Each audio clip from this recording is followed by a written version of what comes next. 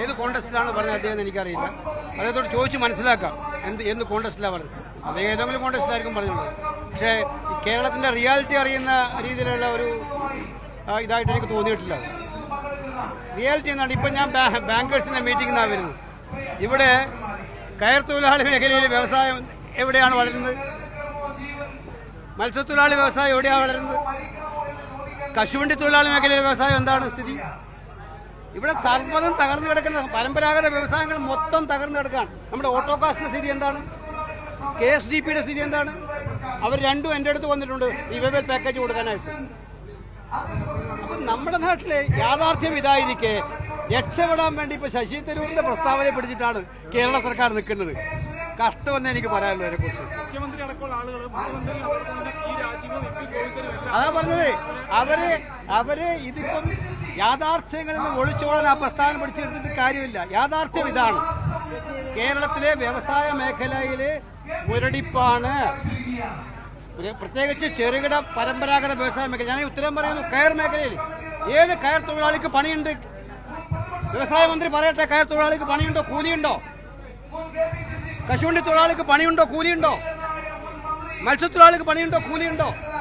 പിന്നെ ഏത് വ്യവസായമാണ് പറഞ്ഞത്? വൻ മുതലാളിമാർക്ക് എന്തെങ്കിലും ഉണ്ടാക്കാനുള്ള വ്യവസായമാണെന്ന് എനിക്കറിയില്ല. അല്ലാതെ സാധാരണക്കാരന് ഗുണം ചെയ്യുന്ന ഒരു വ്യവസായവും ഇവിടെ വന്നതായിട്ട് നമുക്ക് ഫീൽഡിൽ നിൽക്കുന്നവർക്ക് ബോധ്യം വന്നിട്ടില്ല. അല്ല, അത് ഞാൻ പറഞ്ഞില്ല. അദ്ദേഹത്തോട് ചോദിച്ച് മനസ്സിലാക്കാതെ ഏത് കോൺടെസ്റ്റിലാണ് അദ്ദേഹം പറഞ്ഞതെന്ന് അദ്ദേഹത്തോട് ചോദിച്ച് മനസ്സിലാക്കട്ടെ.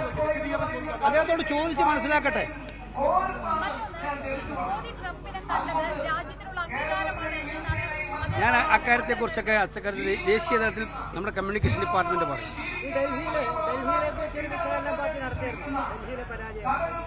ഞങ്ങളെന്താ പറയാൻ നടത്തി?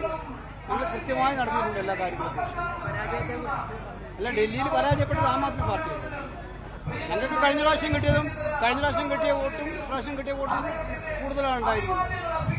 അതുകൊണ്ട് ഞങ്ങളെല്ലാം നല്ല ചെയ്യുന്നതല്ല. ഞങ്ങൾ അവിടെ തോറ്റത് ആം ആദ്മി പാർട്ടിയാണ്.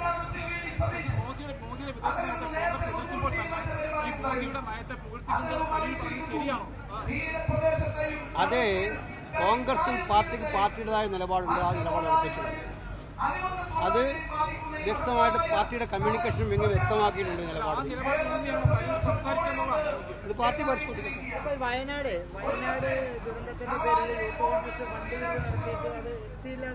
ഇതാണ് ഇപ്പോൾ ചോദിക്കുന്നത്. ഈ വലിയ കാര്യത്തിനിടയിൽ ചോദിക്കുന്നത് വയനാട് പാക്കേജിന്റെ കാര്യത്തിൽ കേന്ദ്ര സർക്കാർ കാണിച്ച അവഗണനയാണ് ചോദിക്കേണ്ടത്. എന്ത് ഇൻസൾട്ടാണ് നടത്തിയിരിക്കുന്നത്? വായ്പ തന്നിരിക്കുകയാണ്. പാക്കേജ് ചോദിച്ചാൽ വായ്പ. ഇതെന്താ ഔദാര്യമാണ്? കേരളത്തോട് എന്തിനാ ചിറ്റമ്മ നയം? കേന്ദ്ര സർക്കാരിന്റെ ഈ ചിറ്റ നിയമത്തിനെതിരെ പോരാടുകയാണ് വേണ്ടത് കേരളം ഒറ്റക്കെട്ടായി നിന്നിട്ട്.